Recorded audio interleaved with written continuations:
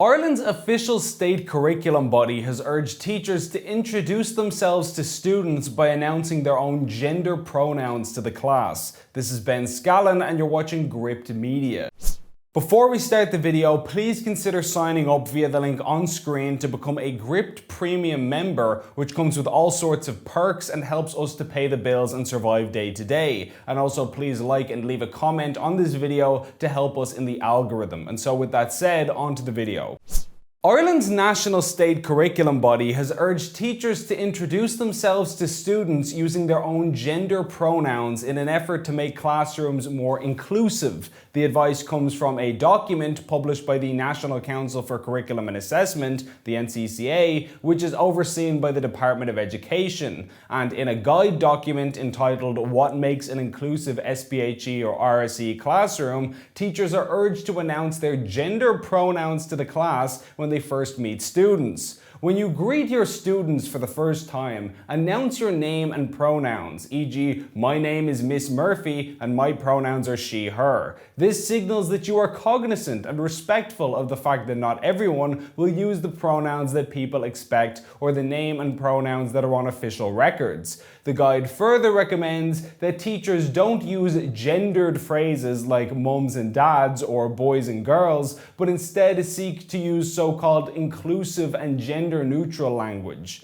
Avoid unnecessary grouping of students on the grounds of gender. This can overtly and subtly repeat assumptions and stereotypes about gender, and it can also silence and exclude some students who may identify as transgender or non-binary. For example, you could replace boys and girls or lads and ladies with phrases like everyone or folks, and you can use parents and guardians instead of mums and dads. The NCCA has come under fire for promoting the teaching of gender ideology in the past, recommending reading lists for schools with highly inappropriate books on the list, as can be seen in this video. We also did this video last year on a similar topic, and we even questioned Education Minister Norma Foley about gender ideology in schools earlier in the year. Minister, the National Council for Curriculum and Assessment has books which promote cross-dressing for primary school children, encouraging young boys to wear lipstick and girls' clothes as a way of exploring their gender identity.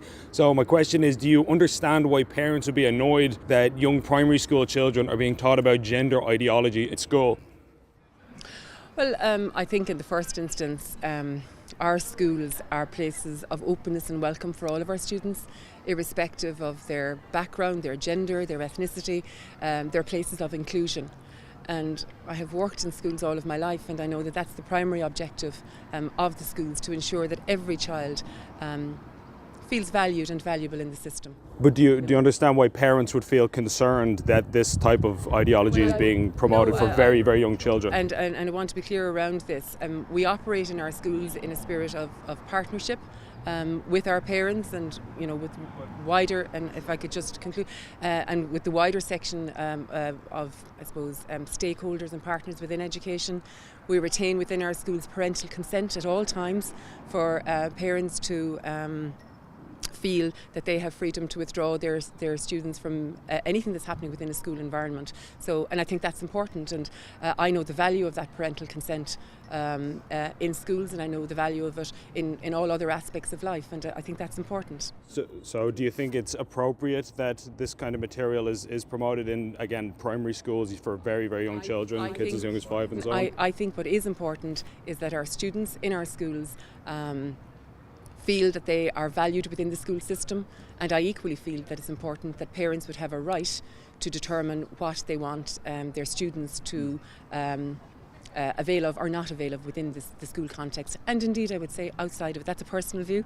I believe in parental consent, and at no point would I seek to undermine that at any point. Last month, the NCCA made headlines for putting forward a new draft SPHE curriculum with a range of controversial recommendations, including around white privilege, male privilege and gender ideology. Among the many learning outcomes listed is included allyship skills, and this involves urging encouraging students to recognize their privileged status as a white person, a male, or an Irish person. But are you happy with this material being in Irish schools? Well, let us know in the comments below. Please like and share this video, and if you enjoyed it, please consider signing up for a monthly donation via the link on screen to help us produce more content like this. Alternative media like Gript needs all the assistance it can get, and every donation goes a long way. As always, thanks for watching.